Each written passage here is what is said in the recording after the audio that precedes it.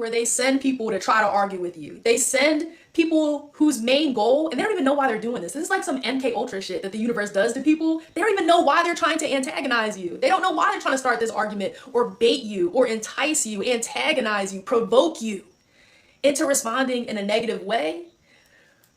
Because the universe, God, and spirit wants to see where you're at emotionally, maturity-wise. They want to know beyond a shadow of a doubt that you're ready for these new blessings and these new opportunities.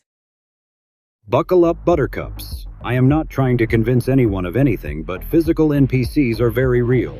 They are artificial constructs of the Matrix. If you believe in the existence of the human soul and reincarnation as a method of exploration and growth for individual souls, then the NPC theory makes sense. Have you noticed that some people are unbelievably shallow, materialistic, and stupid? It's hard to believe that all of those people came from divine source, yet they possess the morals and intelligence of a cantaloupe. It's because they don't have a soul. They are part of simulation Earth. But because Earth is a poorly designed extraterrestrial video game, the annoyance factor of the NPCs has been cranked up to nightmare mode. Now you understand how so many people, anywhere from 50 to 90% of the population, are brain-dead, annoying assholes that bother you incessantly.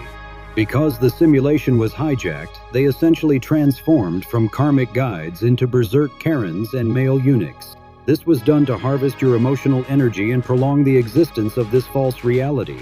Ignore them, and they will literally go away. If the game masters decide the Earth farm isn't generating enough spiritual energy, they will voluntarily collapse the artificial density bubble enveloping the planet, and all these stupid, retarded, annoying, worthless NPC zombies will vanish once and for all. Portals. A soul may, by vibrational compatibility, choose to enter a body that was formerly being animated by the collective unconscious of the realms it is in, and which technically had no soul in it, a body we can also call a non-player character, or a backdrop person. I just said, technically it has no soul, as I am making a distinction between soulless beings and backdrop NPC people.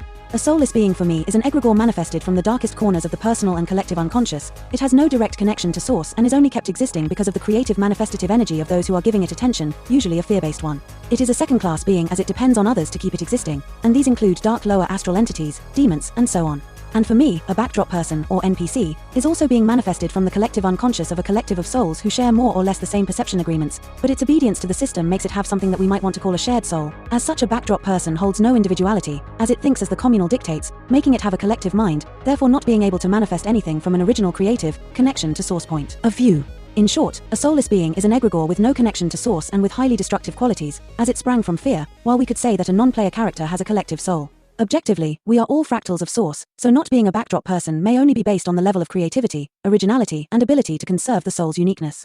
This means that deciding to go for comfort and adopting the system's values and conforming to its expectations is the same as losing one's soul. The system, the collective unconscious, is nothing other than the Matrix.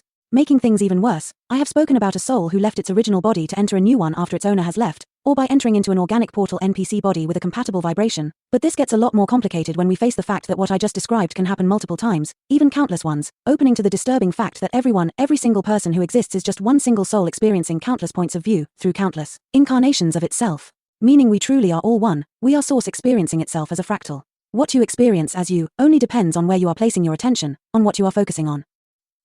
Adding yet another level of complexity to all this, some souls have acquired the capacity, the knowledge to easily jump from one backdrop person, organic portal to another, and not having any veil of forgetfulness, they do so with utmost skill, many times for manipulative purposes, that even though may even have good intentions from the point of view of that soul, may also result in not so good actions. This is also known to be done by lower astral entities, mostly demons, who enter one convenient organic portal body, do whatever they need to do with it, and with the place in society it initially had, and then discard it when it no longer needs it, when it has served its purpose, and just to jump onto the next NPC body to continue its dark agenda. All this usually destroying the NPC's life, which, as I said above, may have a collective soul, therefore they do suffer when their initial comfortable place in the Matrix is changed into another detrimental role in society by the evil walk-in. An example of this would be an office manager who was used by the evil walk-in, usually a demon, to commit a hideous crime, and then it is discarded afterwards and left alone to face the consequences.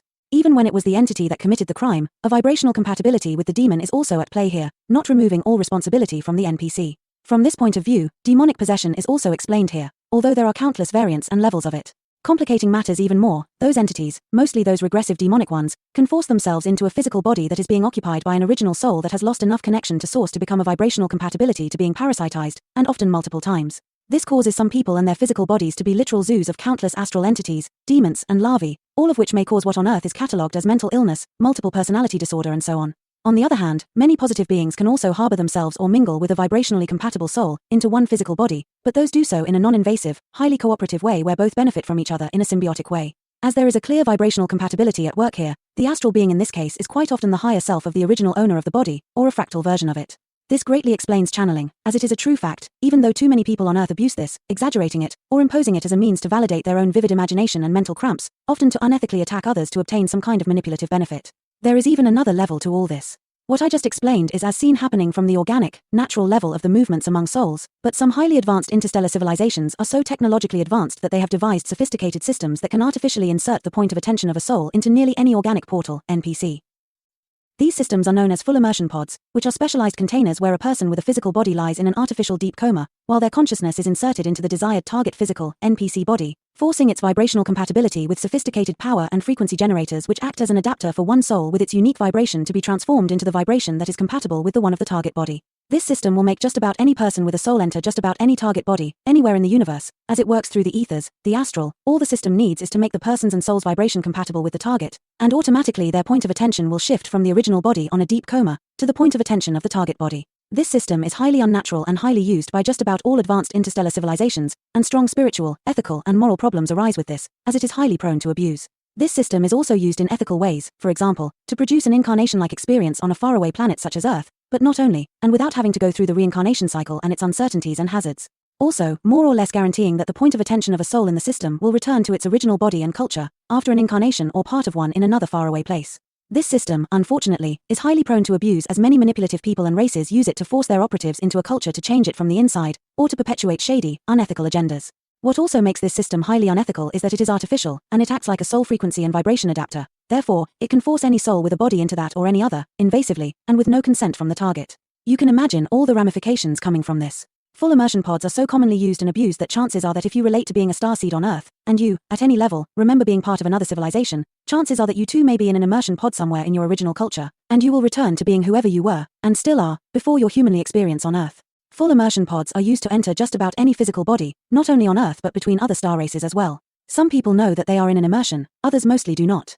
As a last note to end this video, I know that I am in immersion. I know I am an Irma lioness in a frail human Lyrian Tagetan body, and I am here to do a job, a mission that no full Tagetan can do as they are way too soft. That is why the Irma follow me and everything I do so closely, as I am too, one of them. My feline body is in a coma in a pod somewhere in Vega. That is why I may look far more aggressive than what people expect a Tagetan can be, because I am not entirely one, as I am a big cat inside. At least